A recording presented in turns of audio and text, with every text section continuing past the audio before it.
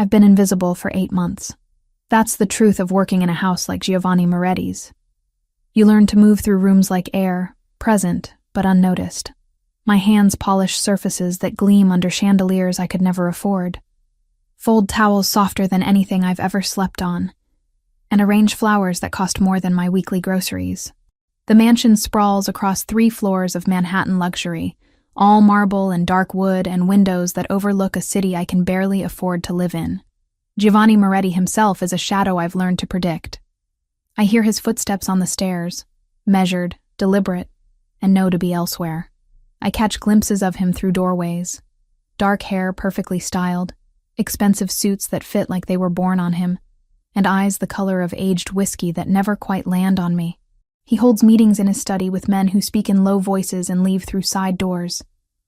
I clean up after them, empty ashtrays that smell of Cuban cigars, collect forgotten glasses still wet with liquor. I don't ask questions. That's not my job. My job is to disappear. The only constant in this carefully ordered existence is Brittany. My sister works in the kitchen, 23 years old with our mother's easy laugh and none of my caution. She makes breakfasts that smell like comfort and dinners that look like art.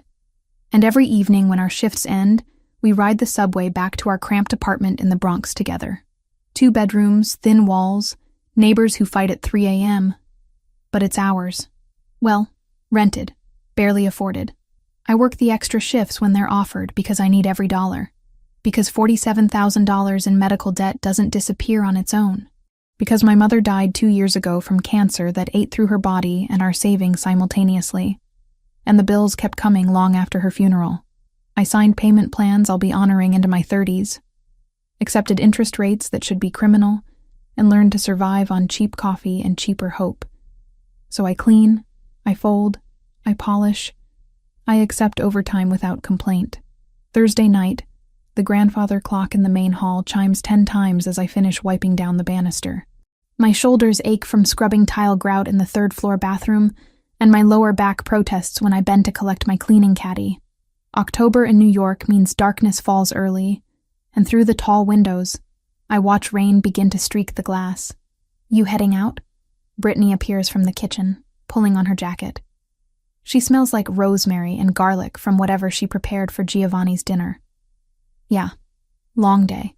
She studies my face with the particular intensity only siblings can manage. You look exhausted. I'm fine. You always say that. She links her arm through mine as we walk toward the service entrance. Movie night this weekend? I'll make popcorn. If I'm not working. Lauren. Her voice carries gentle reproach. You can't keep doing doubles forever. But I can. I have to. The next payment is due in 2 weeks, and I'm short by $300. Outside, the rain has graduated from drizzle to downpour. We huddle under the small awning by the service door, and Brittany pulls out her phone to check the subway status. Train's running on time. Ready to make a run for it? 3 blocks. That's all it is. 3 blocks from the Moretti mansion to the Christopher Street station. We've walked it hundreds of times, usually together, sometimes alone when our shifts don't align. The neighborhood is supposed to be safe. This is Giovanni's territory after all, and I've heard the whispers about what that means. Protection, order, rules enforced by men in dark suits. Tonight, Brittany got a text from her boyfriend before we left. Some emergency with his roommate that had her swearing under her breath and apologizing profusely. Go, I told her. I'll be fine. You sure? It's 3 blocks. She kissed my cheek and ran toward the garage where she'd parked her ancient Honda. I watched her taillights disappear around the corner, then pulled my hood up against the rain and started walking. The street was quieter than usual. Most storefronts had already closed, their windows dark except for security lights that cast everything in shades of amber and shadow. My sneakers splashed through puddles, soaking through to my socks within half a block. I kept my head down, focused on the familiar route, counting the shops I passed like prayer beads. The Italian restaurant, the dry cleaner, the pharmacy with the flickering neon sign. 2 blocks down. 1 to go. The alley appeared on my left, narrow and dark between 2 buildings. I'd passed it 1,000 times without thought. But tonight, 2 figures stepped out from the shadows, blocking the sidewalk ahead. I stopped, heart suddenly hammering against my ribs. Evening, one of them said. White guy, maybe 30, with a shaved head and a jacket that looked too thin for the weather. His companion was taller, broader, silent. Evening, I managed, moving to step around them. The first man shifted, staying in my path. Where are you headed in such a hurry? Home. My voice came out steadier than I felt. Excuse me. Hold on now. He smiled, but it wasn't friendly. Just being neighborly, making conversation. The taller one moved behind me, cutting off retreat. My stomach dropped. I don't want trouble, I said. No trouble. The first man held up his hands, palms out. Just need your bag, and that phone in your pocket. Nice and easy. My mind raced through options. Scream. But who would hear over the rain? Run. But where? Fight. Against 2 men twice my size. I pulled my crossbody bag over my head with shaking hands and held it out. He took it, rifled through quickly, pocketed my wallet. Then he looked at me expectantly. Phone. I reached into my jacket, fingers numb, and handed over my cell. My lifeline. My alarm clock. My connection to Brittany. Good girl. He examined the phone, then his eyes landed on my shirt. My cleaning uniform, visible where my jacket hung open. Simple gray polo with the mansion's discreet logo embroidered on the chest. Wait a second. He stepped closer, rain plastering his face. You work at that house. The big one on the corner. Fear spiked cold through my veins. No, don't lie. He grabbed my collar, yanking me forward. I seen that logo before. You work for the Italian, don't you? I don't know what you're talking about. Bullshit. He looked at his companion. She works for Moretti. The taller man's expression changed. Something dark crossed his features. I'm just a cleaner, I said desperately. I don't know anything. I just clean houses. Please. Just a cleaner. The first man laughed, but it was ugly. Well, just a cleaner. You're gonna deliver a message for us. The first punch came from nowhere, catching me across the cheekbone. Pain exploded white-hot behind my eyes, and I staggered backward. Before I could recover, hands grabbed my arms, fingers digging in hard enough to bruise. I tried to scream, but a palm clamped over my mouth. This is what happens, the first man said, close to my ear. When people think they own our streets. When they think their Italian boss can tell us what to do. The second hit caught my ribs. Then another, and another. I stopped counting after the fourth, stopped trying to fight, just curled inward and prayed for it to end. Someone grabbed my hair, yanked my head back, and I saw the first man's fist coming toward my face before everything went black. I don't know how long I was unconscious. Could have been seconds or minutes. When awareness returned, I was lying on wet pavement, rain drumming against my back. Every breath felt like knives in my side. My left eye wouldn't open properly, swollen and throbbing. The metallic taste of blood filled my mouth. They were gone. My bag, my phone, and my attackers. All vanished into the October night. I pushed myself to sitting, biting back a sob as my ribs protested. My hands were scraped raw, my jeans torn at the knee. Through my one working eye, I could see the subway station ahead, its lights wavering through the rain. Get up, move, get home. I don't remember the walk clearly, just fragments, stumbling through the turnstile. A woman's concerned face asking if I needed help. Me shaking my head. The jarring motion of the train. Climbing the stairs to our apartment building felt like scaling a mountain. Our bathroom mirror told the story my body already knew. My left eye was swollen shut, purple spreading across the socket. My bottom lip was split and bleeding. When I lifted my shirt, bruises were already forming along my ribs in shades of red and purple. My arms bore the clear imprint of fingers where I'd been grabbed. I turned on the shower, letting it run hot, and sat on the bathroom floor fully clothed while steam filled the space. Only then did I let myself cry, quiet and controlled so I wouldn't wake Brittany. But she woke anyway. Her bedroom door opened. Footsteps approached, and then she was in the bathroom doorway, her face going pale. Lauren. Oh my God, Lauren. I'm okay. You're bleeding. We need to go to the hospital. No. Lauren, I can't afford it. My voice broke. I can't afford the ER visit, Britt. I can't. She crouched beside me, her hands hovering like she was afraid to touch me and cause more pain. What happened? Mugged. 2 guys. They took everything. Did you call the police? No phone, remember? I tried to smile, but my split lip made me wince. It's fine. I'll file a report tomorrow.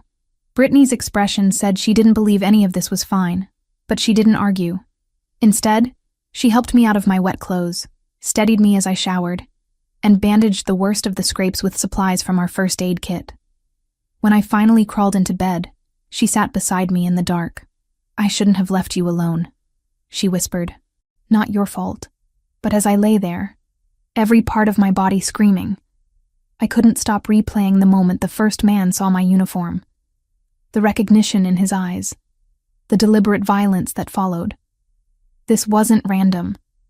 And somehow, that made it infinitely worse. Sleep came in fragments, broken by pain that pulsed through my ribs with every breath. When my alarm went off at 6, I lay there staring at the ceiling, contemplating the impossible mathematics of missing work. I needed every shift, every dollar. The medical bills didn't care if I'd been beaten half to death in an alley. $47,000. That number followed me like a shadow, constant and suffocating. Each month I chipped away at it. 300 here, 500 when I worked doubles. But the interest kept it alive, breathing, growing. Missing even one day meant falling further behind. I dragged myself upright, biting back a groan as my ribs protested. The bathroom mirror showed me exactly what I'd be working with. My left eye had transformed into a grotesque palette of purple and black, swollen enough that I could barely see through the slit. The cut on my lip had scabbed over during the night. Bruises bloomed across my jaw and cheekbone like violent flowers. Makeup became war paint. I layered concealer thick enough to pass for a mask, though it did little to hide the swelling. Foundation in 3 different shades to try to match what my skin used to look like. The eye was hopeless. No amount of product could disguise that damage. I settled for making the rest of my face look human and hoped people wouldn't look too closely. The long-sleeve shirt came out of necessity despite the October heat that had settled over the city. Gray charcoal, high-necked, covering every inch of damage I could hide. When I checked my reflection one final time, I looked like someone wearing a bad disguise of myself. Brittany was already in the kitchen when I emerged, and her face crumpled the moment she saw me. Don't, I said before she could start. I'm going to work. Lauren, you can barely walk. I can walk fine. A lie. Every step sent shocks through my left side where they'd kicked me. And I need the money. One day won't. Yes, it will. I poured coffee into a travel mug, movements careful and deliberate. Payments due in 2 weeks. I'm already short 300. She opened her mouth, closed it. We both knew the math. Both lived inside the same impossible budget. At least let me drive you, she said finally. I accepted because the subway stairs felt insurmountable this morning. The mansion looked exactly as it always did. Beautiful, imposing, utterly indifferent to my suffering. Brittany dropped me at the service entrance with a look that said we'd be discussing this later, then drove around to the garage. She'd be in the kitchen by now, starting prep for whatever elaborate breakfast Giovanni preferred on Fridays. I made it through the morning on autopilot. Dust the library, vacuum the second-floor hallway, change linens in the guest rooms. Each task required focus to complete without aggravating my injuries. I moved slowly, methodically, and avoided every reflective surface I passed. Around noon, Brittany found me folding towels in the linen closet. You look awful, she said bluntly. Thanks. I'm serious. Your face is twice its normal size. It's fine. She stepped closer, lowering her voice. Did you at least file a police report? I will, after work. Another lie. What would I tell them? That I got mugged, and the attackers mentioned my employer? That felt dangerous in ways I couldn't articulate. Lauren, I need to finish the 3rd floor. I picked up my caddy of cleaning supplies, using it as a shield. Mr. Moretti has people coming this afternoon. Everything needs to be perfect. Brittany's expression suggested she had more to say, but she let me go. I climbed the stairs slowly, grateful for the emptiness of the upper floors where no one would see me struggle. Giovanni's study was last on my list. He typically spent afternoons in meetings downtown, leaving his private space empty until evening. I knocked twice out of habit, got no response, and let myself in. The room smelled of leather and aged paper, with undertones of the whiskey he drank and the cigars he smoked on the terrace. His desk dominated the space. Dark wood polished to a mirror shine, papers arranged in precise stacks. I'd learned his system over months of cleaning. Never move the papers, just dust around them. Never touch the laptop. The crystal decanter and glasses got hand-washed and replaced exactly where they'd been. I was wiping down the windowsill, back to the door, when I heard it. Footsteps. My heart jumped stupidly, rabbit-quick panic, before logic reasserted itself. Just another employee. The housekeeper. Franco checking if I needed anything. But when I turned, Giovanni Moretti stood in the doorway. He'd removed his suit jacket, rolled his shirt sleeves to his elbows. Dark hair slightly disheveled like he'd been running his hands through it. And his eyes, those dark whiskey eyes I'd seen 100 times from a distance, were fixed directly on me. Actually seeing me, not through me. "Sorry, Mr. Moretti." My voice came out steadier than I felt. "I thought you were out this afternoon." "I can come back. What happened to your face?" The question landed like a physical blow. Direct. Unavoidable. I fell. The lie I'd practiced. Subway stairs. They get slippery when it rains. He didn't respond. Didn't move. Just stood there watching me with an intensity that made my skin prickle. Then he stepped into the room, closing the door behind him with a quiet click that felt far too intimate. Look at me. Not a request. Not quite an order. Something in between that made me obey before I'd decided to. I lifted my face, let him see the full extent of the damage the makeup couldn't hide. His expression didn't change. Still that careful neutrality I'd observed from afar. But something hardened in his jaw. He crossed the space between us in 3 measured steps, and suddenly he was close. Too close. Near enough that I could smell cedar and something darker. More expensive. "Tell me again how you fell." The stairs were wet. I lost my footing. "Which side did you fall on?" The question confused me. What? Left or right? Which side hit the stairs? My mind scrambled. Left, I think. "You think." He circled slowly, like a predator examining prey, and I fought the urge to back away. "But you're favoring your left side when you breathe. Protecting it. So you fell on the left, hit your left eye, split your lip, and now your left ribs hurt." Heat flooded my face. "Yes, that's a very consistent fall." He stopped in front of me again. "Show me your arms. Mr. Moretti." "Show me." My hands trembled as I set down the cleaning cloth. This was my employer. I couldn't refuse, didn't want to, for reasons I couldn't examine too closely. I pushed up the right sleeve first, the arm that had taken less damage. Just some scrapes across the forearm. The other one, I hesitated. The left arm told a different story. But Giovanni waited with infinite patience, and eventually I pushed up that sleeve too. The bruises were spectacular. Perfect finger-shaped marks circling my bicep where someone had grabbed me. Purple and yellow and angry red. Unmistakable. Giovanni stared at them for a long moment. When he finally spoke, his voice had dropped to something cold and deadly. "Who did this to you?" "I told you." "Don't." The word cracked like a whip. "Don't lie to me again, Lauren. Those are not from a fall. Someone grabbed you. Held you. Where did this happen?" The use of my name shocked me into silence. I hadn't known he knew my name. 8 months of invisibility, and he'd known it all along. 3 blocks from here. The truth came out before I could stop it. Thursday night. Walking to the subway. What did they take? My bag, phone, wallet. And then? I couldn't answer. Couldn't find words for the violence that had followed. The deliberate cruelty. "And then?" he repeated, softer but no less insistent. "They saw my uniform." My voice cracked. "Asked if I worked for you.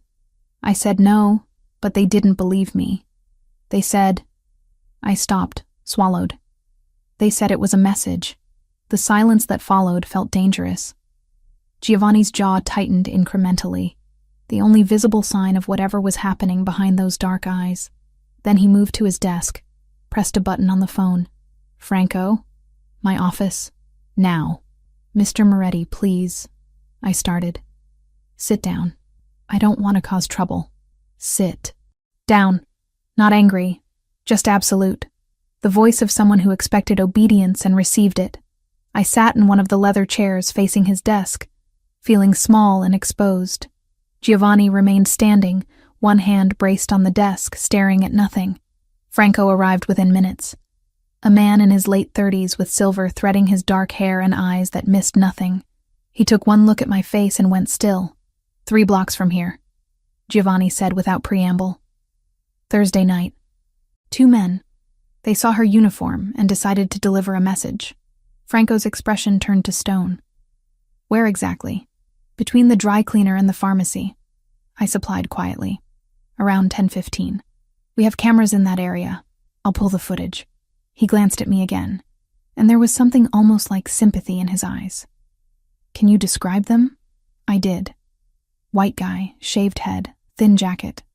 Taller companion, broader, never spoke. Details I'd replayed in my mind all night. "Cole," Franco said after a moment. "Sounds like Darren Cole. Works for the Albanians." Giovanni's hand curled into a fist on the desk. "Find him. Find them both. I want them here by midnight. Consider it done." Franco left as quickly as he'd arrived, and I was alone with Giovanni again. The silence stretched unbearably until I couldn't stand it anymore. "This isn't necessary," I said. "I'm fine. It was just a mugging."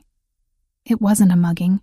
Giovanni finally looked at me, and there was something in his expression that made my breath catch. Not pity. Not even anger exactly. It was a challenge, an insult. "They attacked you because you work for me, in my territory, on my street. That makes it personal. I'm just a maid. You work in my home." He moved around the desk, sat in the chair beside mine instead of behind the desk. "Close. Equal. You've been here 8 months. I notice things, Lauren. How you organize books by author without being asked. How you never gossip with the other staff. How you take every overtime shift offered." My throat tightened. "I need the money. I know. Medical bills for your mother." Of course he knew. He probably knew everything about everyone who worked for him. "So, you understand?" He continued, voice dropping. "Why I can't let this go.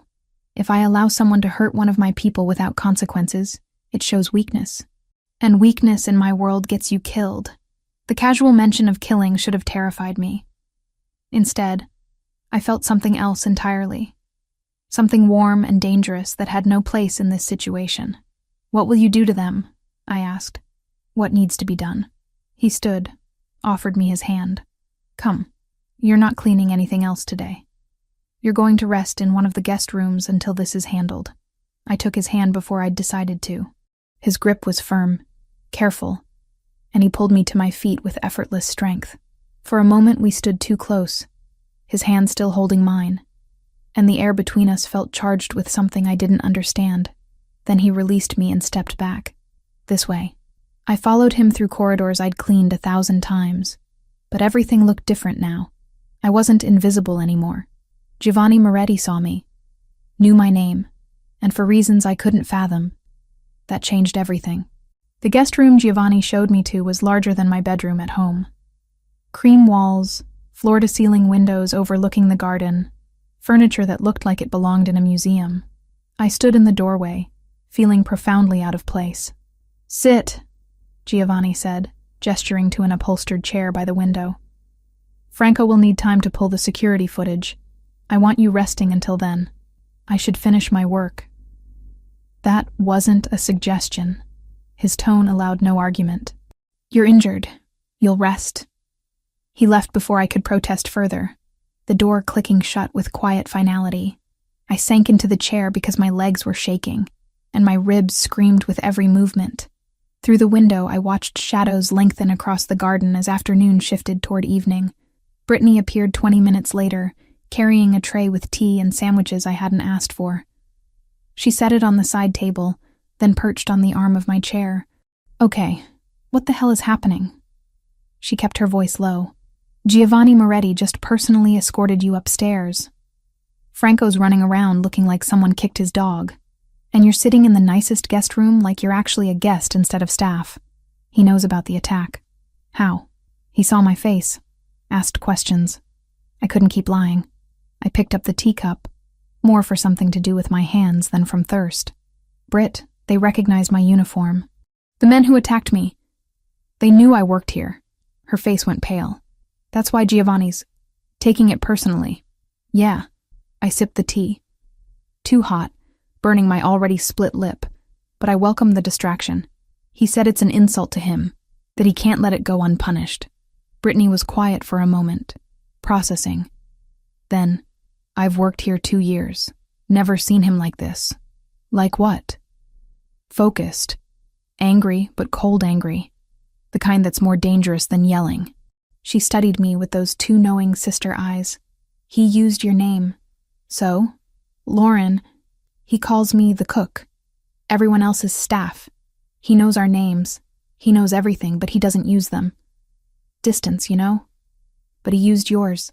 Before I could respond to that deeply uncomfortable observation, a knock came at the door. Franco entered, carrying a laptop and manila folder. His expression was grim. We have the footage, he said without preamble. Mr. Moretti wants you to confirm identification.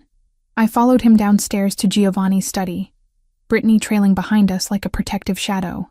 The room felt different now, charged with purpose instead of empty luxury.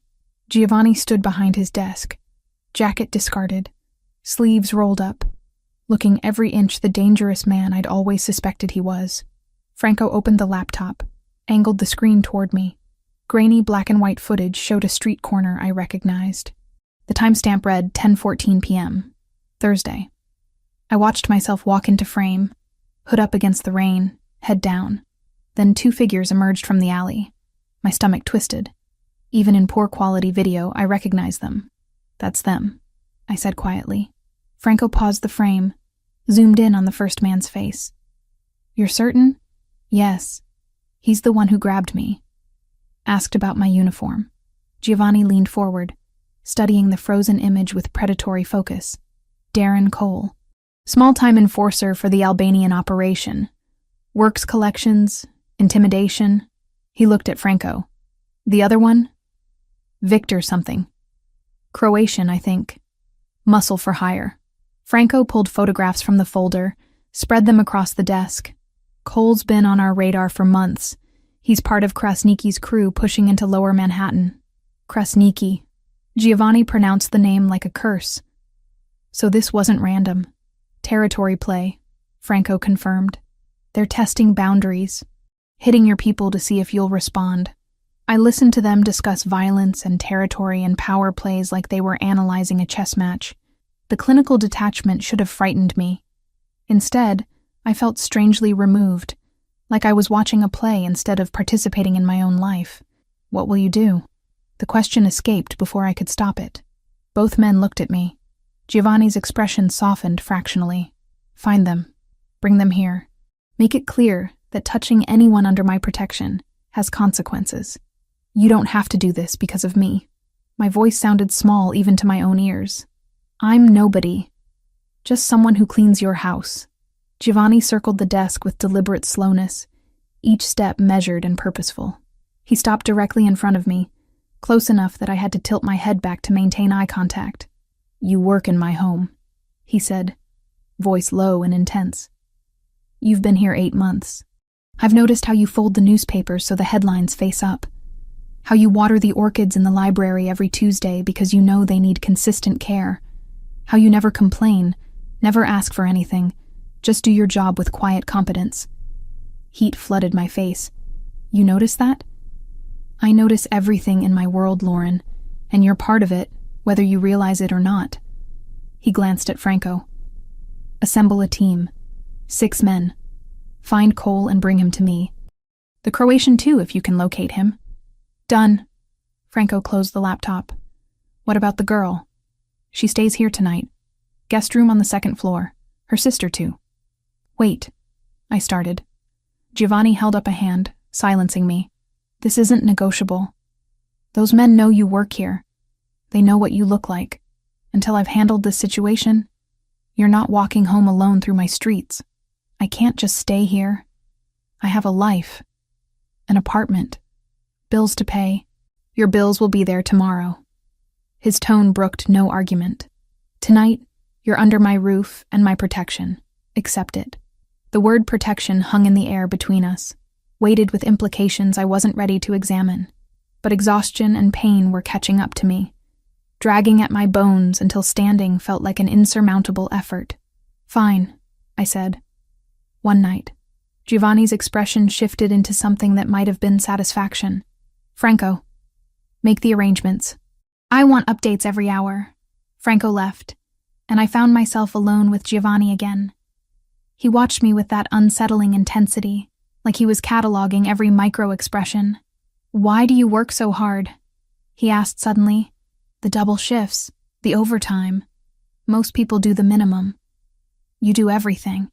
I debated lying, then decided he probably already knew anyway. Medical debt. My mother died 2 years ago. Cancer. The bills didn't stop with her. Understanding flickered across his features. How much? That's not your concern. How much, Lauren? The use of my name again. Like he was trying it out, testing how it felt in his mouth. 47,000. Give or take. He absorbed this information with a single nod. And you're paying it off on a housekeeper's salary. I don't have much choice. There's always a choice. He moved to the window, stared out at the darkening garden. You could have declared bankruptcy, walked away from the debt. That's not who I am. No. He glanced back at me. It's not. You honor your obligations even when they're destroying you. That's rare. Before I could respond, Brittany appeared in the doorway, looking uncertain. Sorry to interrupt. The housekeeper said I should set up in the room next to Lauren's. Yes. Giovanni straightened. Both of you will stay tonight. Tomorrow we'll reassess the situation. Brittany looked at me, eyebrows raised in silent question. I gave her a tiny nod, and she disappeared down the hallway. I should go, I said. Let you work. One more thing. Giovanni crossed to his desk, wrote something on a notepad, tore off the sheet and handed it to me. A phone number in bold, precise handwriting. My direct line. If anything happens, anything, you call me immediately. Nothing's going to happen. Your house is practically a fortress. Nevertheless, he closed my fingers around the paper. Keep it with you. His hand lingered on mine for half a second too long, warm and solid, before he released me and stepped back. The brief contact left my skin tingling. Thank you, I managed. Don't thank me yet. The night isn't over. I left him there, standing in his study surrounded by evidence of the violence he was planning, and climbed the stairs to the guest room where Brittany waited. She took one look at my face and pulled me into a careful hug, mindful of my injuries. This is insane, she whispered. I know. He's going after them. For you. I know. Lauren, I know Britt. I know what he is. I know what he's going to do. I pulled back, met her worried gaze, and I can't bring myself to feel bad about it. That admission hung between us, heavy with implications neither of us wanted to voice. Brittany helped me out of my work clothes, gasped when she saw the full extent of the bruising across my ribs and back. She didn't say anything, just grabbed pajamas from the dresser, silk, expensive, left by some previous guest, and helped me dress like I was made of glass. We sat together on the massive bed, and I told her everything. The attack, Giovanni's reaction, Franco's investigation, the security footage. She listened without interruption, processing it all with the same pragmatic calm she brought to everything. So what happens now? She finally asked. I thought about Giovanni's cold fury, Franco's efficient violence, the carefully controlled power that ran through this house like electricity through wires. Thought about how I should be terrified, but instead felt something closer to relief. Now, I said. We wait. Through the window, night had fully fallen. Somewhere in the city, men with guns were hunting the people who'd hurt me. And I was lying in silk pajamas in a mansion, protected by someone who commanded armies with a whisper. The world had shifted on its axis in the span of a single afternoon, and I suspected it would never quite settle back into place. Sleep refused to come. I lay in the unfamiliar bed, staring at shadows that danced across the ceiling, listening to Brittany's steady breathing from the adjacent room. Every time I closed my eyes, I saw the footage again. Grainy images of myself being cornered, attacked, left bleeding in the rain. My ribs throbbed with each breath, a metronome of pain keeping time with my racing thoughts. Around 2 a.m, I heard it. Voices, low and urgent, drifting up from somewhere below. Then the distinct sound of a heavy door closing. Not slamming. Controlled. Deliberate. I should have stayed in bed. Should have pulled the covers over my head and pretended I heard nothing. Instead, I found myself padding barefoot across the plush carpet, easing the bedroom door open with careful silence. The hallway stretched before me, illuminated by subtle floor lighting that cast everything in shades of amber. The voices were coming from Giovanni's study. My heart hammered as I crept down the stairs, each step measured and quiet. I'd cleaned these stairs dozens of times, knew which boards creaked, which sections of railing were loose. Now that knowledge served a different purpose as I descended into the darkened first floor. Light spilled from beneath the study door, a golden line against polished hardwood. I approached it like approaching a wild animal. Slow, cautious, barely breathing. The door stood slightly ajar, just wide enough to see inside if I positioned myself correctly. What I saw made my blood turn to ice. 2 men knelt in the center of the room, hands zip-tied behind their backs. I recognized them immediately despite the blood on their faces. The shaved head, the broader build of his companion, the men who'd attacked me. Franco stood to one side, arms crossed, expression carved from granite. 2 other men I didn't recognize flanked the doorway, guns visible at their waists. And Giovanni sat in his leather chair, perfectly still, watching the kneeling men with the focused attention of a predator studying prey. I didn't know Mr. Moretti. The shaved man, Cole, Franco had called him, spoke rapidly, words tumbling over each other. I swear, we didn't know she was yours. Krasniki just said to send a message. Make some noise in your territory. We were supposed to rough up a few people, nothing serious. Nothing serious. Giovanni's voice was soft, terrifyingly soft. You put your hands on someone under my protection and call it nothing serious. It was just supposed to be a warning. Show we could reach into your streets whenever we wanted. Cole's eyes darted between Giovanni and Franco, searching for mercy he wouldn't find. We weren't supposed to really hurt anyone bad. Just scare them. Scare them. Giovanni stood slowly, each movement precise and controlled. He crossed to stand directly in front of Cole, looking down at the kneeling man. Tell me something. When you saw her uniform, when you realized she worked in my home, what did you think would happen? We thought, Cole stammered. Krasniki said you'd back down, that you were getting soft, that taking Brooklyn was making you weak, spreading you too thin. Krasniki was wrong. Giovanni crouched, bringing himself eye level with Cole. Do you know what she does here? She cleans, she folds towels, she arranges flowers. She's 27 years old, working 2 shifts to pay off her dead mother's medical bills. And you beat her unconscious in the rain for politics. The silence that followed was absolute. Even from my position by the door, I could feel the weight of it, heavy and suffocating. Then Giovanni asked the question, and my breath caught in my throat. Who did this to you? His voice was barely above a whisper, but it carried more menace than any scream could have. Each word fell like a stone into still water, creating ripples of dread that spread through the room. I did. Cole's voice broke. I did it. Victor held her, but I hit her. I'm sorry, Mr. Moretti, I'm so sorry. You're sorry. Giovanni didn't move, didn't blink. You're sorry because you got caught, because you're kneeling here instead of sleeping peacefully in whatever hole you crawled out of. You're sorry because you know what comes next. He stood, turned his back on the kneeling men, and walked to his desk. The casual dismissal was somehow more frightening than any display of rage would have been. Franco. Giovanni's tone shifted to pure business. Take them. Make it clean. I want Krasniki to receive a message, but I don't want bodies showing up in the harbor creating problems with the harbor police. Understood? Understood. Franco gestured to the other men, who moved forward to haul Cole and Victor to their feet. Wait. Cole struggled against the hands gripping his arms. Please, Mr. Moretti. I have a family. So did she. Giovanni didn't turn around. Her mother died of cancer. Her sister works in my kitchen. She has people who love her. People who depend on her. Just like you claim to have. The difference is she never put her hands on anyone. She just tried to go home after working a double shift. Take them. I retreated before I could see more, pressing myself against the wall around the corner, pulse pounding so hard I thought they'd hear it. Footsteps approached, and I held perfectly still as Franco and his men led the prisoners past, moving toward what I assumed was a back exit. Cole was crying now.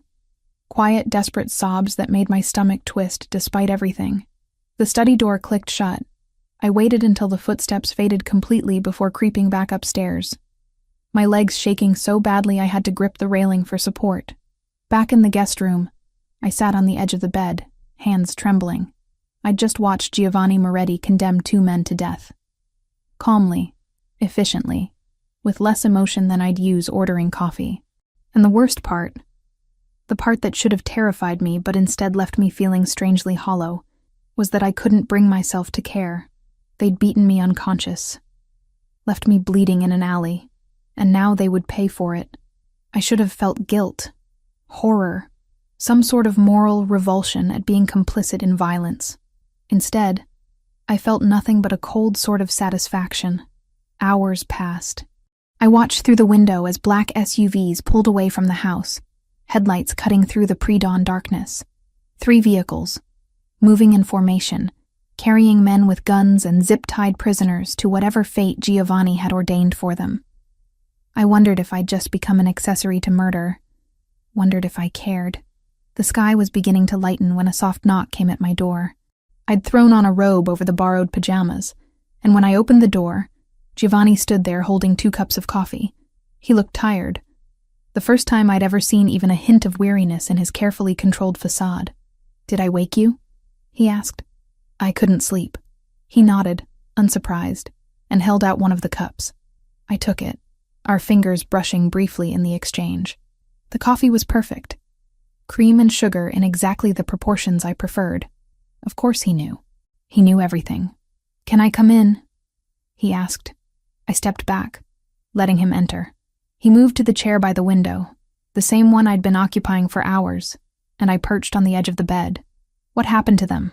The question emerged before I could second-guess asking it. Giovanni studied me over the rim of his coffee cup, dark eyes assessing.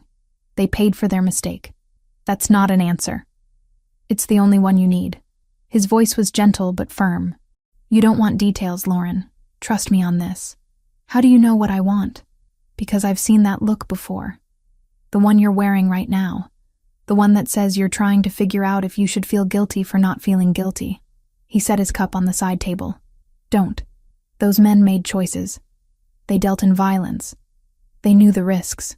I sipped my coffee, letting the warmth seep into my hands, chase away some of the chill that had settled into my bones. I should be afraid of you. Probably. I'm not. I know.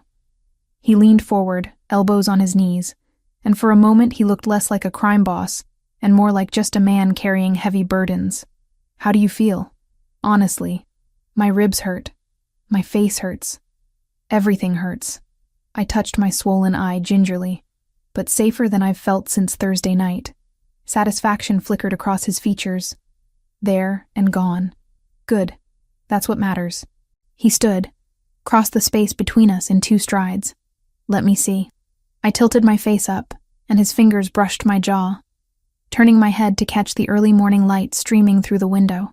His touch was careful, professional almost, but there was something else underneath it. Something that made my skin tingle and my breath catch. The swelling's gone down a little, he observed. But you need a proper medical evaluation. Dr. Caruso is expecting us at 9. I can't afford... I wasn't asking about your finances. His thumb traced the edge of the bruise on my cheekbone with unexpected gentleness. This happened because of me. Because you work in my house. On my street. That makes it my responsibility. That's not how responsibility works. It is in my world. He withdrew his hand, and I immediately missed the warmth of it. Get dressed. Wear something comfortable. We leave in an hour. He moved toward the door, then paused, looking back at me with an expression I couldn't quite read. For what it's worth, he said quietly. You're not just a maid to me. You never were. Then he was gone, leaving me alone with those words echoing in my head and coffee growing cold in my hands. Through the window, full daylight was breaking over the city, painting everything in shades of gold and rose. Somewhere out there, 2 men who'd hurt me were facing consequences I couldn't let myself imagine, and here I sat, in a mansion that should feel like a cage, but instead felt like sanctuary.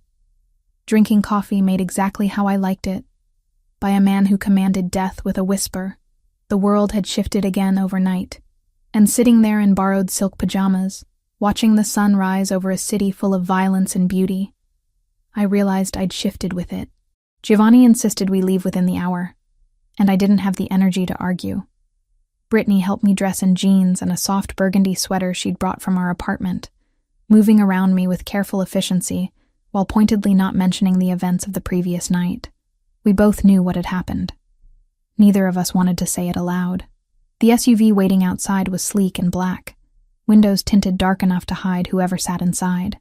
Giovanni held the back door open and I climbed in, biting back a gasp as my ribs protested the movement. He slid in beside me. Not across from me, not in the front with a driver, but right there in the back seat close enough that I could smell cedar and expensive cologne. You don't need to come, I said as he closed the door. Just send me with Franco or, I'm coming. Final. Absolute. He pulled the SUV into traffic with the easy confidence of someone who'd spent years navigating Manhattan streets. Dr. Caruso is expecting both of us. The drive should have been awkward. Instead, silence settled between us like something almost comfortable. I watched the city slide past through tinted glass, tried not to think about how much a private medical visit would cost, how many months of payments I'd be adding to my already impossible debt. Stop calculating, Giovanni said without looking at me. I wasn't. You were. I can practically hear you doing math. He glanced over briefly. Whatever you're worried about, don't be. This isn't your expense. I can't let you pay for... You're not letting me do anything. I'm doing it because someone was attacked on my street, in my territory, wearing my household's uniform. That makes it my responsibility. His hands tightened fractionally on the steering wheel. Besides, you work for me. Consider it workers' compensation. That's not how workers' comp works. It's how mine does. The clinic occupied the second floor of an unremarkable building in Murray Hill. No sign outside, no indication it was anything other than offices. Giovanni led me through a private entrance. Upstairs I climbed slowly, each step a fresh reminder of Thursday night. Dr. Caruso was perhaps 60, with silver hair and hands that looked like they belonged to a surgeon. He examined my face with clinical detachment, palpating the swelling around my eye, checking my pupil responses. No sign of orbital fracture, he said, making notes on a tablet. Significant soft tissue damage, but it'll heal. How's your vision? Blurry in the left eye, but it's getting better. Good. Now the ribs. He gestured to an exam table. Shirt off. You can keep the bra on. I hesitated, acutely aware of Giovanni standing against the wall, watching. Dr. Caruso noticed my discomfort. Mr. Moretti, perhaps. I'm staying. Giovanni's tone allowed no argument, but he turned to face the window, offering me that small privacy. I peeled off the sweater carefully, trying not to gasp when the movement pulled at damaged tissue. The bruises had ripened overnight into spectacular shades of purple and yellow, spreading across my left side like some grotesque watercolor. Dr. Caruso's professional mask slipped for just a moment. Christ. Then he was all business again, pressing carefully along my ribs. When he reached the 6th one, I couldn't contain the sharp intake of breath. Easy, he murmured. Fractured, probably. Let's get an X-ray to confirm. The portable machine emerged from a side room, and for the next 10 minutes I held various uncomfortable positions while trying not to cry from the pain. Giovanni had turned back around, and I felt his gaze on me like a physical weight. The X-ray confirmed it. My 6th rib on the left side had a clean break.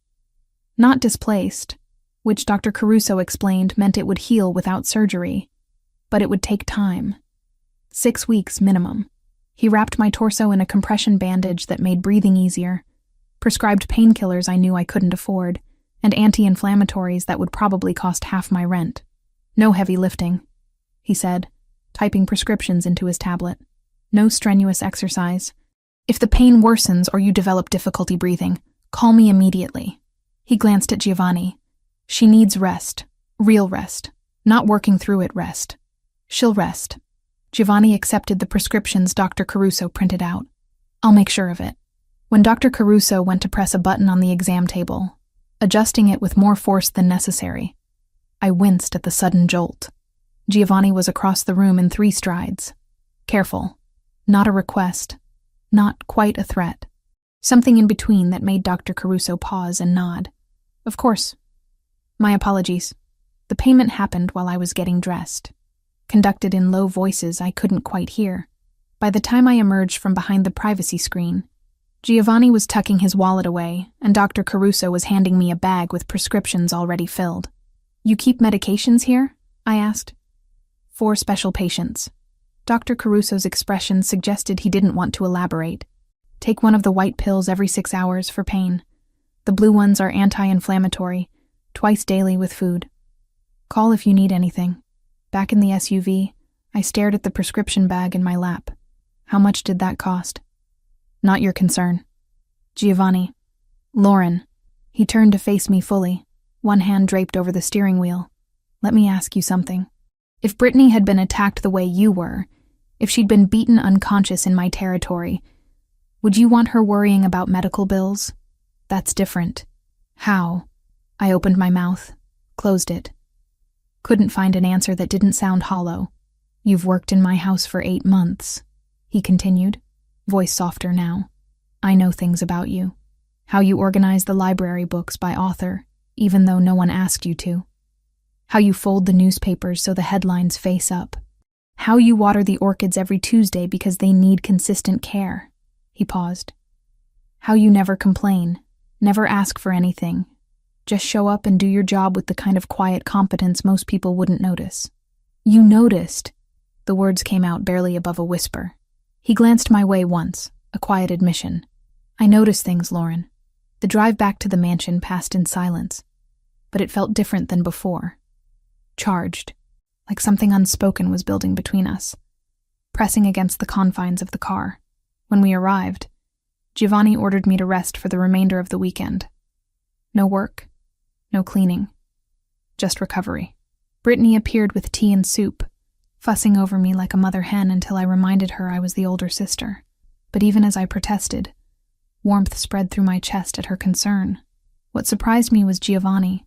Throughout Saturday and Sunday, he materialized at odd intervals, always with some excuse, always brief, but present. He brought food when Brittany was busy in the kitchen, checked that I'd taken my medication, adjusted pillows when he caught me wincing. Each interaction was careful, controlled, but underneath the careful control I sensed something else, something that made my pulse quicken whenever he entered the room. Sunday evening I found myself on the terrace, the same one I'd cleaned dozens of times, admiring the garden below while scrubbing furniture I'd never expected to actually sit on. Now I occupied one of the wrought iron chairs, wrapped in a blanket against October chill, watching the sun set over the city. Giovanni emerged from the house carrying 2 glasses and a cigar. He handed me 1 glass. Tea, prepared exactly how I liked it, and settled into the chair beside mine. How do you feel? He asked, lighting the cigar with practiced ease. Sore, but better. I sipped the tea, let the warmth seep into my hands. The medication helps. Good.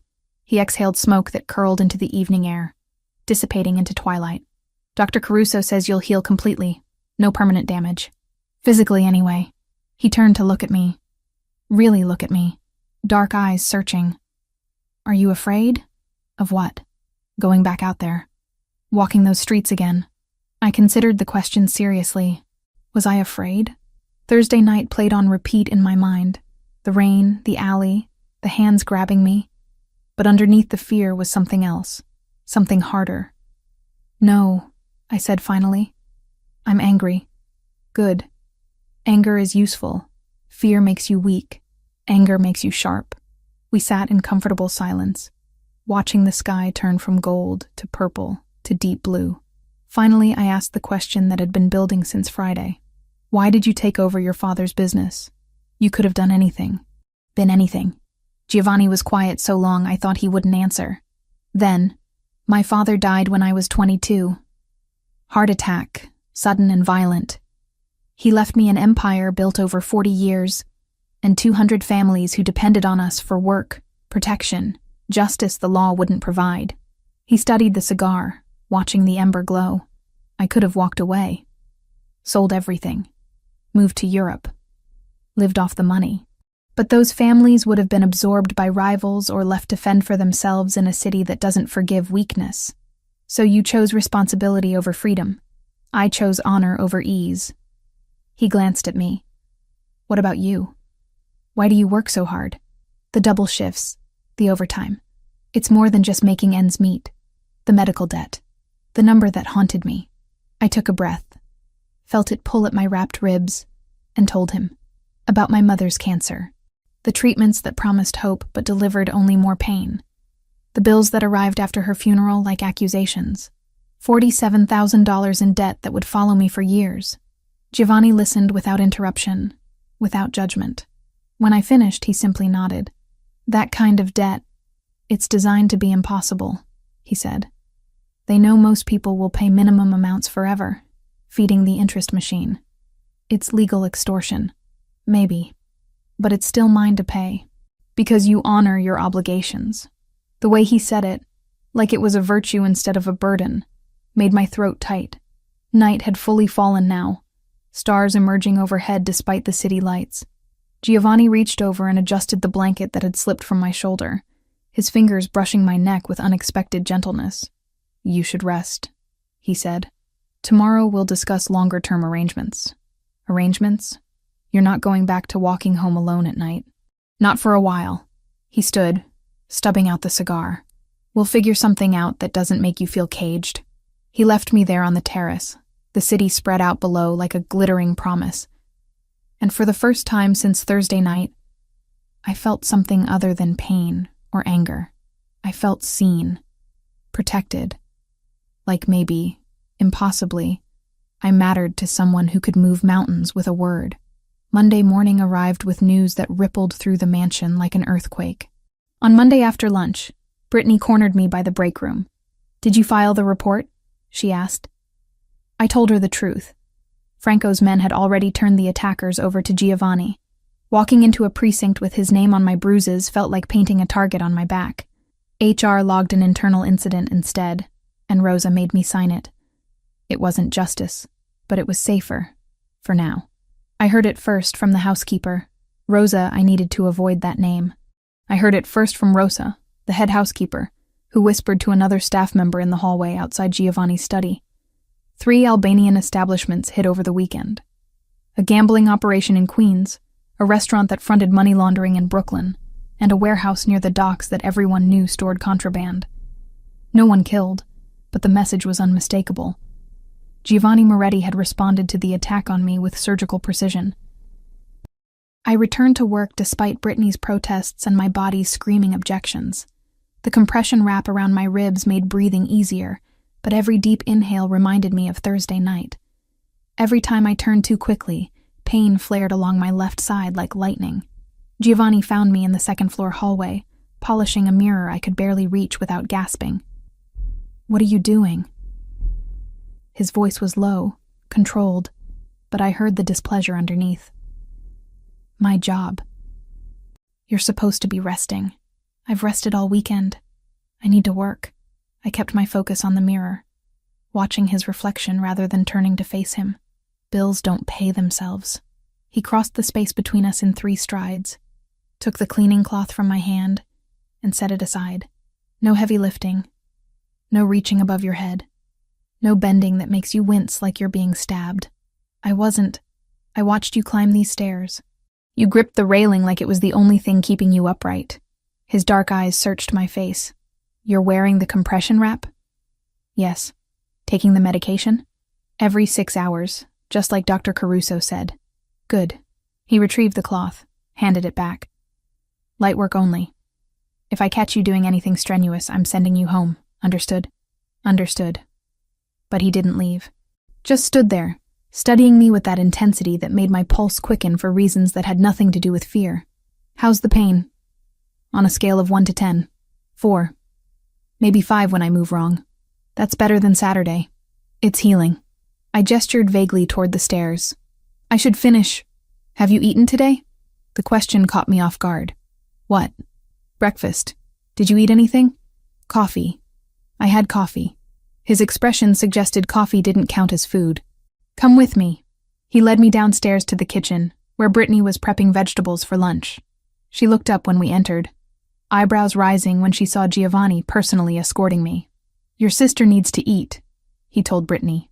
Make sure she does. Regularly. Not just coffee. Yes, sir, Brittany said, fighting a smile. Giovanni left, and the moment the door swung shut, Brittany rounded on me. He personally checked if you ate breakfast. Apparently. Lauren, he's never done that for anyone. Ever. In 2 years, I've never seen him ask a staff member about their meal schedule. He's just making sure I recover properly. Because I got hurt in his territory. Keep telling yourself that. She pushed a plate of pastries toward me. Eat. Before he comes back and lectures us both. The week that followed established a new pattern I couldn't quite make sense of. Giovanni appeared at odd moments. When I was dusting the library, organizing linens, watering the orchids I'd tended for months without him noticing. Each time he'd pause, ask how I felt, adjust a pillow if he saw me sitting, bring coffee prepared exactly how I liked it, even though I'd never told him my preferences. Other staff members noticed. I caught curious glances, heard whispers that stopped when I entered rooms. But no one said anything directly, and I tried to pretend the attention from one of Manhattan's most dangerous men was completely normal, and not at all making my heart race every time he walked into a room. Franco appeared Tuesday afternoon, while I was folding towels in the linen closet, moving carefully to avoid pulling at my healing rib. He's different with you, Franco said without preamble. I jumped, nearly dropping the towel. I didn't hear you come in. That's the idea. He leaned against the doorframe, arms crossed. I've known Giovanni since he was 22. Watched him build this organization from the ground up after his father died. He doesn't let people in. Doesn't show weakness. Doesn't care about the small details of anyone's life unless it serves a strategic purpose. What's your point? My point is he knows how you take your coffee. He noticed when you changed the way you organize his books. He personally drove you to the doctor. That night, I rewrapped the bandage exactly the way Dr. Caruso had shown me and set an alarm for the next dose. 6 weeks sounded like a lifetime, so I started by surviving the next 12 hours. And sat there while you got examined. Franco's expression was unreadable. That's not strategy. That's something else. He's just being responsible. I got hurt because of his business. Sure. Keep believing that if it helps you sleep at night. Franco pushed off the doorframe. But when this gets complicated, and it will, remember I warned you. He left before I could respond, and I stood there holding towels and trying to ignore the way my pulse had quickened at his words. Thursday night, a week after the attack, I found myself alone in the library. Giovanni had asked me to organize some new acquisitions he'd received, and I'd been arranging them by author when the sun set and the house quieted around me. My bruises had faded to yellowish shadows, barely visible unless you knew where to look. The swelling around my eye had disappeared entirely, but my ribs still ached when I breathed too deeply. A constant reminder that I wasn't quite healed. I was shelving a leather-bound collection of Italian poetry when I heard footsteps behind me. You're working late. Giovanni's voice, low and close. I turned, found him standing just inside the doorway, jacket removed, shirt sleeves rolled to his elbows. The sight of him like that, slightly disheveled, guard partially lowered, did something to my insides that I absolutely shouldn't have been feeling. Finishing what you asked me to do, I said, gesturing to the books. These are beautiful editions. First printings, some of them. My grandfather's collection. He left them to me when he died. Giovanni moved closer, examining the spines I'd arranged. You organized them chronologically within each author. It seemed to make sense. Track the evolution of their work. Most people would have just done alphabetical.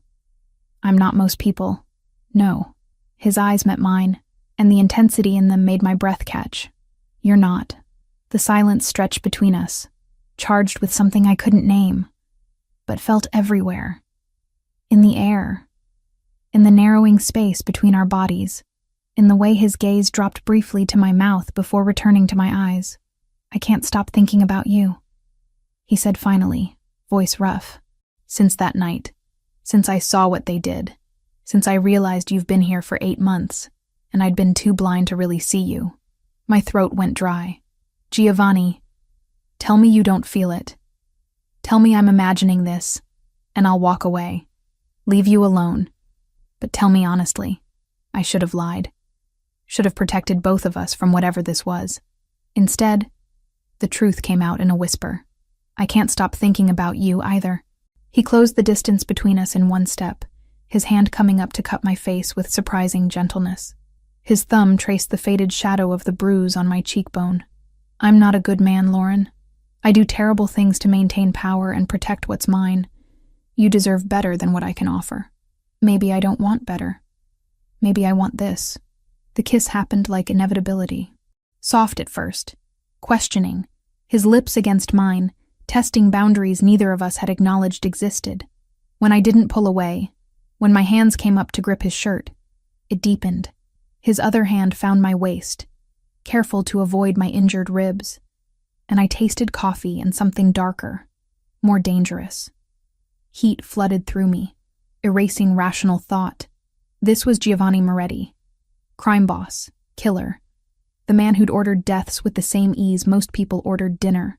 And I was kissing him in his library while the city sprawled below us, oblivious to how my world had just tilted on its axis. His phone buzzed violently in his pocket. We broke apart, both breathing hard. He pulled out the device, rid the screen, and cursed softly in Italian. I have to go. Franco needs me. But he hesitated, looking at me with an expression I'd never seen before. This conversation isn't over. No, I agreed. It's not. He kissed me once more, quick and fierce, then was gone. I stood there for several minutes, fingers pressed to my lips, trying to process what had just happened. When I finally made it back to the guest room I'd been occupying, Brittany was waiting. She took one look at my face and knew. You kissed him. He kissed me, I think. Maybe I kissed him. It was mutual kissing. Oh my God. She pulled me to sit on the bed. Lauren, this is insane. I know. I was going to say dangerous. But insane works, too. She studied me carefully. Are you okay with this? Because once you start something with a man like Giovanni, there's no going back to being invisible. I thought about his hands on my face, his voice admitting he couldn't stop thinking about me, the way he'd protected me without hesitation, without question, like my safety was worth starting a war over. I don't think I want to be invisible anymore, I admitted. Brittany pulled me into a careful hug, mindful of my ribs. Then hold on tight, because this is going to change everything. Through the window, I could see the city lights spreading toward the horizon. Somewhere out there, Giovanni was handling whatever emergency Franco had called him for, making decisions that would ripple through the criminal underworld, maintaining power through calculated violence and careful strategy. And when he came back, we'd have to figure out what this thing between us meant. How a maid and a mafia boss could possibly navigate feelings that defied every logical boundary. But for now, I sat with Brittany in comfortable silence, touching my lips where Giovanni's kiss still burned, and let myself feel something other than pain or fear or exhaustion. I let myself feel wanted.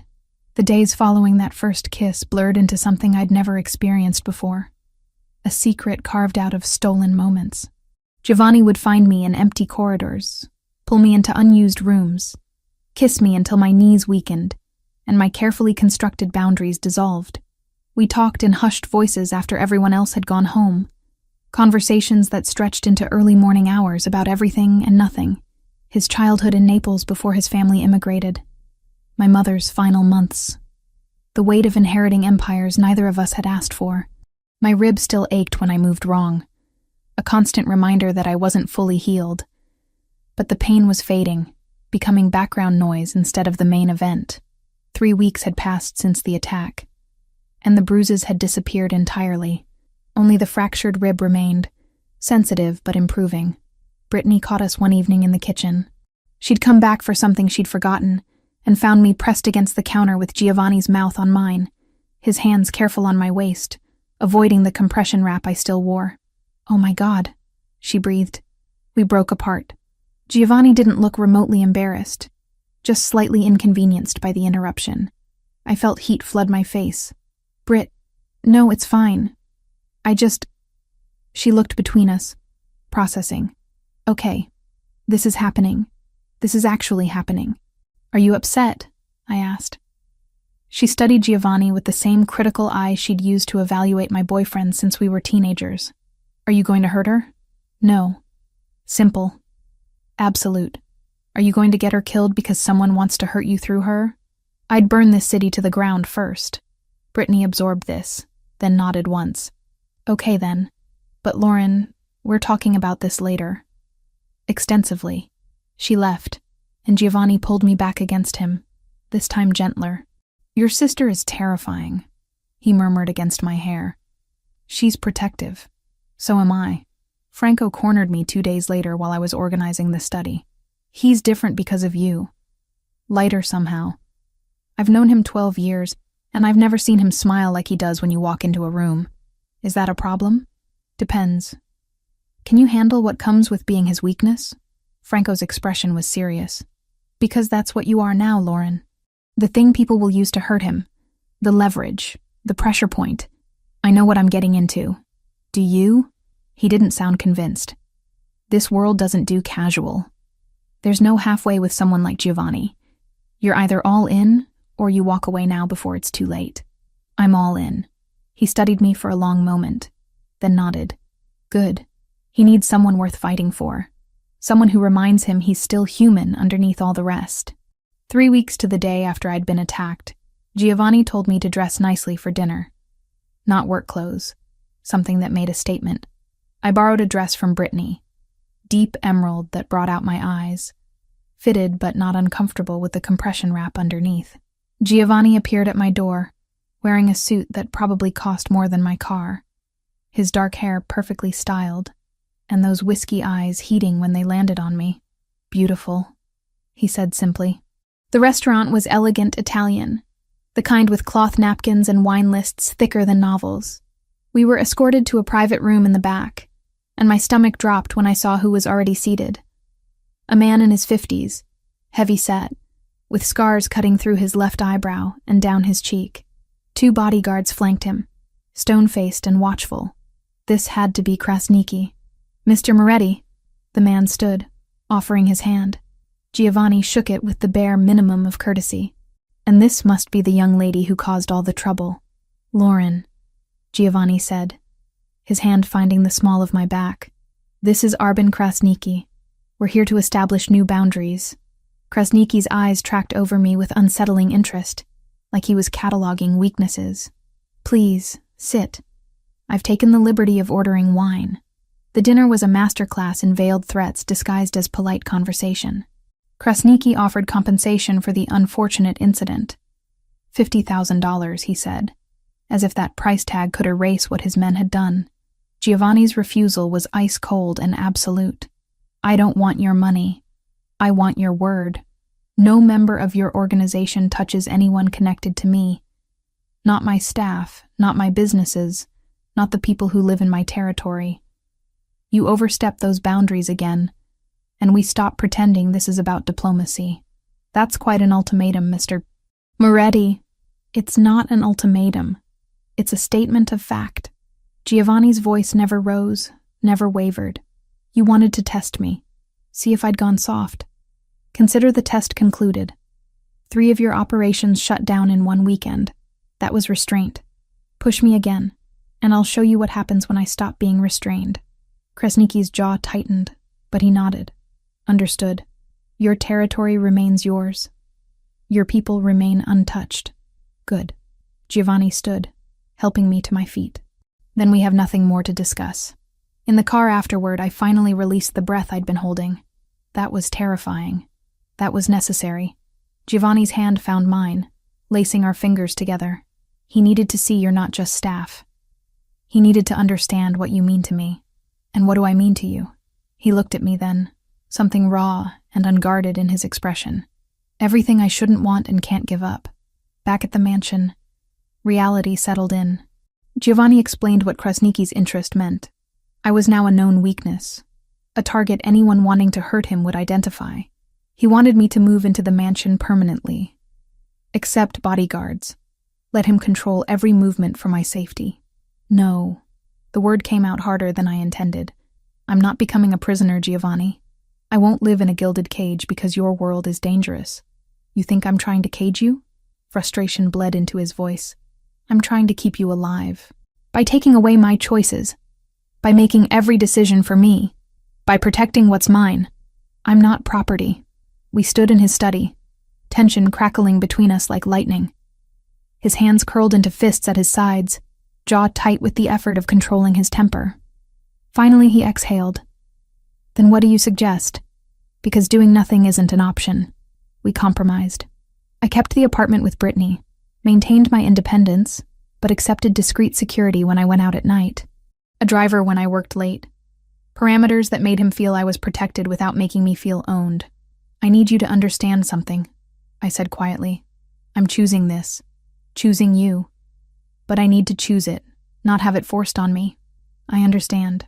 He crossed to me, cupped my face with both hands. I'm not used to caring about anyone this much. It makes me irrational. You? Irrational? I smiled despite everything. Shocking. He kissed me then, deep and desperate, like he was trying to convince himself I was real and choosing to stay.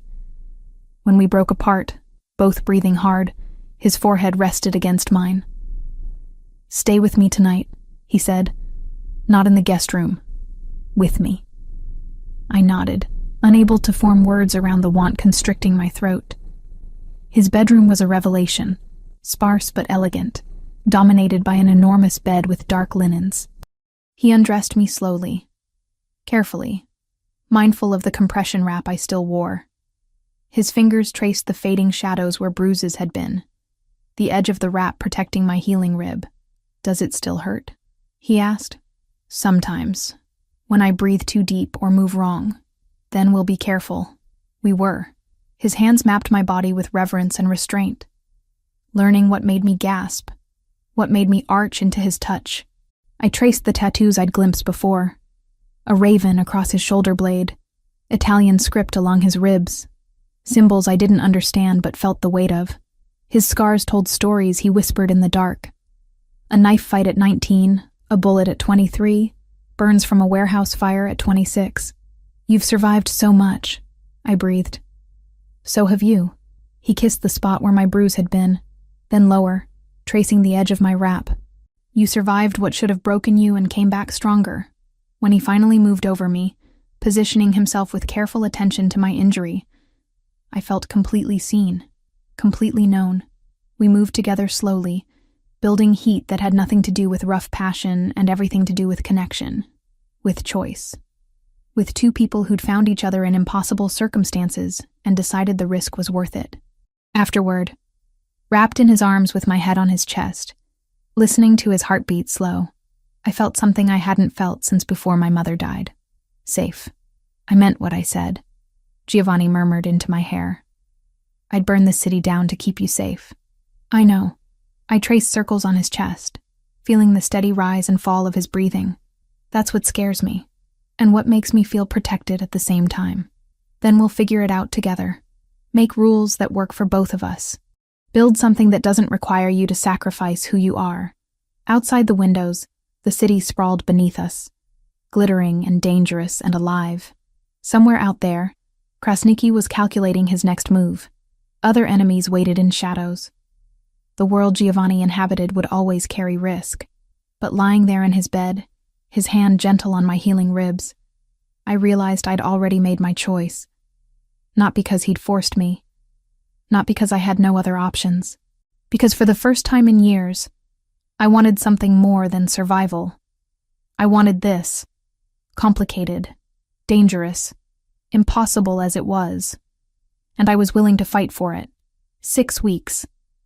That's how long it took for my body to remember what normal felt like. Dr. Caruso confirmed it on a Tuesday morning in early December, unwrapping the compression bandage I'd worn like a second skin and pressing carefully along my ribs. No tenderness? He asked. None. Deep breath. I inhaled fully, felt my chest expand without the sharp reminder of fractured bone. It doesn't hurt. Good. You're cleared for normal activity. No restrictions. He made notes on his tablet. The bone has healed completely. You got lucky. Clean break. No complications. Lucky. I suppose that was one way to describe surviving an attack that should have killed me. Giovanni waited in the lobby, and when I emerged, his eyes scanned my face for signs of pain out of habit. All clear, I said. Officially healed. Relief crossed his features, there and gone in a heartbeat. Then we celebrate tonight. Properly. Celebration came in the form of dinner at a quiet French restaurant where the staff knew not to disturb us, and the wine list was older than I was. Giovanni ordered for both of us in flawless French, and I watched him across candlelight, still adjusting to this version of us. Out in public. Together. No longer hiding. I have something for you, he said after dessert arrived. He slid an envelope across the table. Inside was a single document. Employment contract. Personal assistant to Giovanni Moretti. Salary that made my breath catch. Triple what I'd been making, with benefits that included health insurance I could actually use. Giovanni, this is fair compensation for your work. You've been managing my schedule, organizing correspondence, handling things that would take me hours. He sipped his wine. You've earned it. I stared at the numbers, doing rapid math. With this salary, I could pay off the medical debt in 2 years instead of 10. Could afford an apartment that didn't have mold in the bathroom. Could breathe. There's a signing bonus included in your first paycheck. He added casually. Should arrive next week. I looked up sharply. How much? Enough to handle any outstanding financial concerns. The medical debt. He was talking about the medical debt. My throat tightened. You can't just... I didn't ask your permission. Consider it a Christmas bonus. His expression dared me to argue. You work for me. I take care of my people. That's how this works. I should have protested, should have maintained some pride about handling my own obligations. Instead, I felt something crack open in my chest. Relief so profound it almost hurt. Thank you, I whispered. Don't thank me. Just keep doing what you're doing. Keep being exactly who you are. The following week, I discovered he'd been telling the truth. My paycheck included a bonus that covered every cent of the $47,000 I'd been drowning under for 2 years. I stared at my bank account, at the zero balance where debt used to live, and cried in Brittany's arms for 20 minutes straight. He paid off your medical bills, Brittany said, stating the obvious while I soaked her shoulder with tears. Giovanni Moretti, crime boss, paid off your dead mother's cancer debt. I know. That's the most romantic thing I've ever heard, and also completely insane. I know that too. Our relationship settled into a pattern that felt sustainable. I spent 3 nights a week at the mansion, 4 at the apartment with Brittany, maintained my own space, my own life, while building something new with Giovanni that didn't require me to disappear into his world completely. He gave me access to his private spaces, his thoughts, his vulnerabilities. I gave him honesty, boundaries, and the kind of devotion that came from choosing him every day, rather than being forced into compliance. The underworld noticed. Word spread that Giovanni Moretti had a woman, not a mistress, not a plaything, something else entirely. Someone he listened to, someone who influenced his decisions in ways that made rivals nervous and allies curious. Franco cornered me one afternoon in Giovanni's study. Krasniki's dead. I looked up from the correspondence I'd been organizing. What? Internal war. His nephew made a play for leadership. It got bloody. Krasniki didn't survive. Franco leaned against the desk. His territory is up for grabs. We could expand into Queens, take everything he built. Does Giovanni know? He's the first person I told. After you. Giovanni appeared in the doorway moments later, and Franco repeated the news. I watched Giovanni process the information, saw the calculation happening behind his eyes. Territory meant power. Power meant security. It was how this world worked. No, Giovanni said finally. Franco blinked. No, we're not expanding. Our current territory is stable, profitable, manageable. Taking Queens would stretch resources and create new enemies. He glanced at me, something passing between us. I'd rather have what I can protect than grasp for everything I might lose. After Franco left, I crossed to Giovanni. That was because of me. That was because I'm tired of building empires at the expense of having a life. He pulled me against him. You made me realize I can choose differently. Choose sustainability over endless expansion. Choose what matters. And what matters? You. This. Keeping what I have instead of always wanting more. That evening, I had dinner with Brittany at our apartment. Takeout from the Thai place down the street. Eaten directly from containers while we sat on our worn couch. The way we'd done 1,000 times before, everything changed. So, Brittany said, twirling noodles around her fork. You're really doing this. The Mafia boss thing. The Mafia boss thing, I confirmed. Are you happy? The question was simple, but weighted with everything unsaid.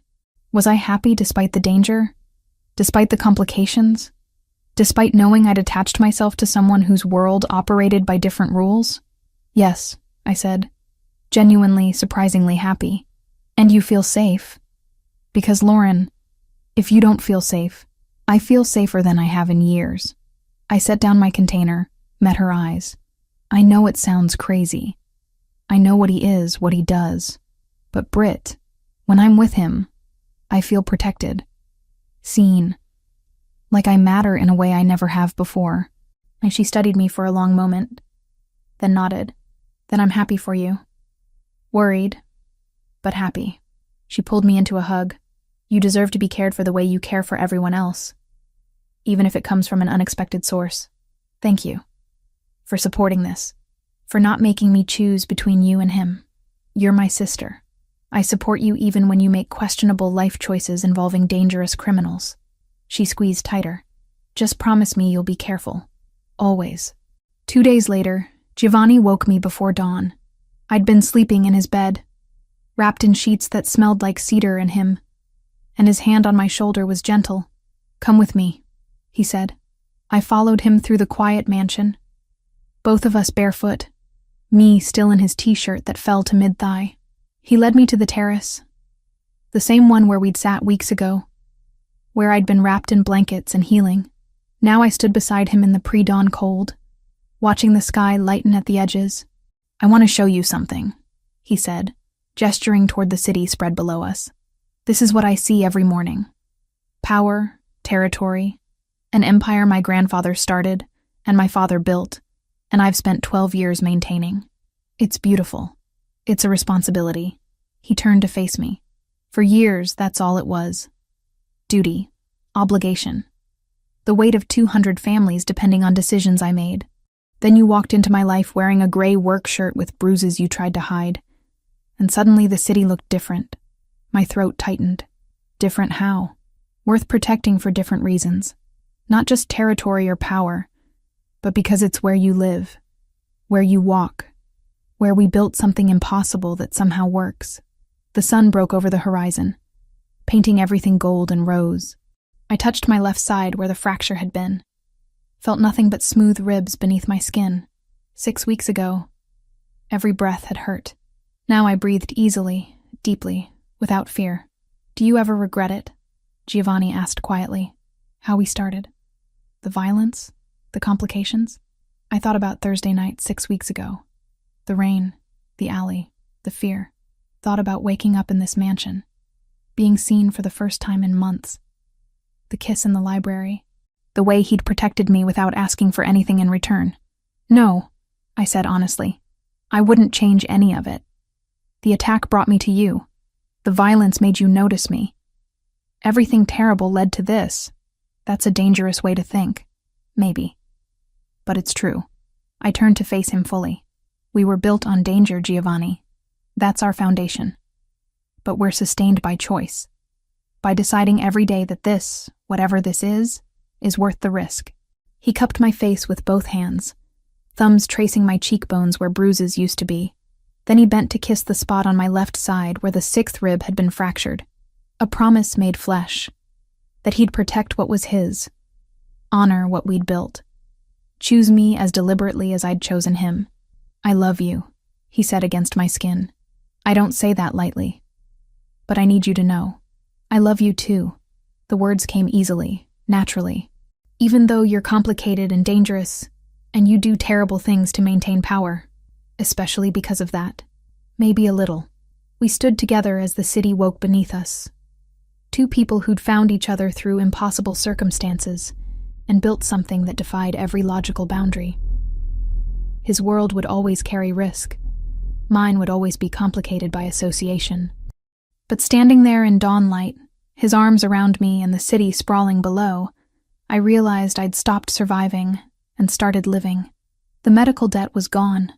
My body had healed, and I'd found something I never expected in a mansion I'd only meant to clean. A man who saw me completely and chose me anyway. Ready to face the day? Giovanni asked. I leaned into him, felt his heart beating steady against my back. With you, always.